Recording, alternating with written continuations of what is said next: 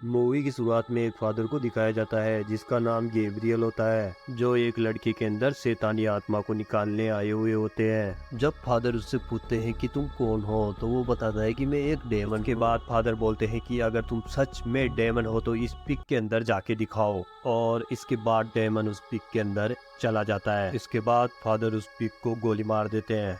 अब वो लड़का एकदम ठीक हो जाता है। इससे पता चलता है कि फादर एग्जोसिस्ट कराने में बहुत ही एक्सपर्ट है।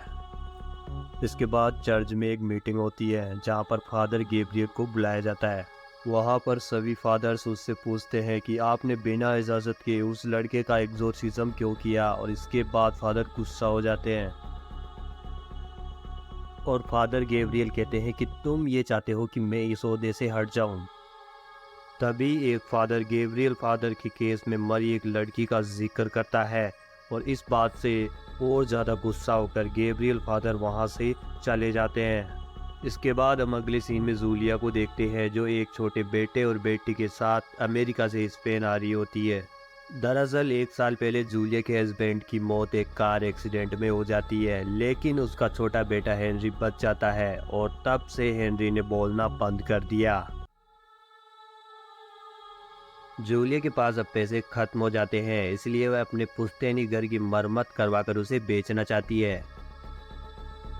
यहाँ पर जूलिया की बेटी चारों तरफ देख रही होती है, तब उसे दीवार पर एक निशान नजर आता है जो कि एक बड़े चर्च का था। तभी उस दीवार में एक दरार होती है जिससे जूलिया की बेटी डर जाती है और वहाँ से भाग जाती है।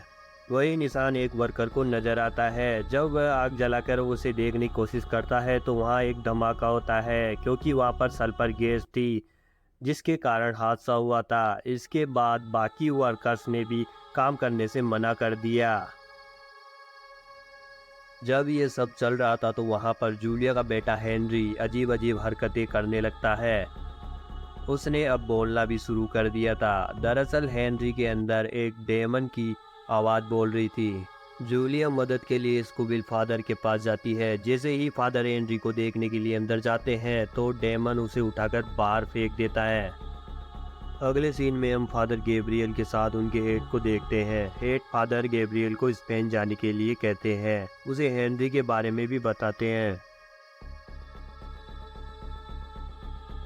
यहाँ पर उन दोनों की बातों से हमें पता चलता है कि हेवन से 200 फॉलन एंजल्स को निकाला गया था, जो धरती पर अलग अलग 200 जगह पर जाकर बस गए थे, और वो जगह भी इविल हो गई थी।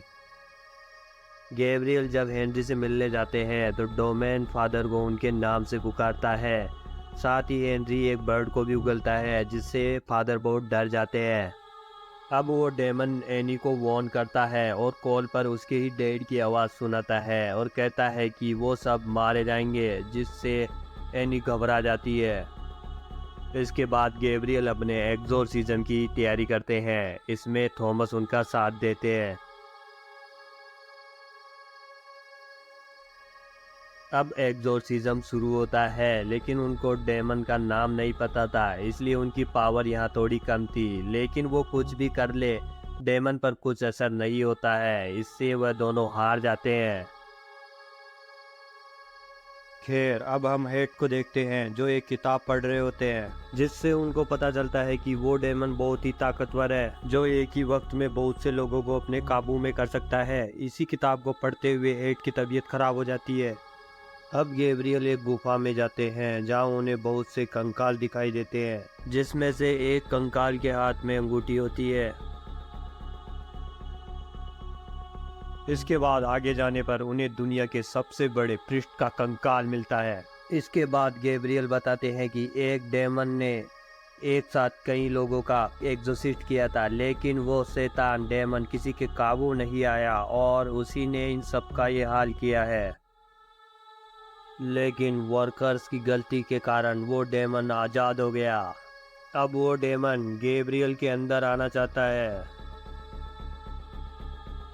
अब गैब्रियल को एक किताब मिलती है जिससे गैब्रियल को डेमन का नाम पता चल जाता है। अब सभी मिलकर हेनरी को बांध देते हैं। इसके बाद एक्सोसिट करना शुरू करते हैं, लेकिन डेमन जूलिया की बेटी को पजेस कर लेता है।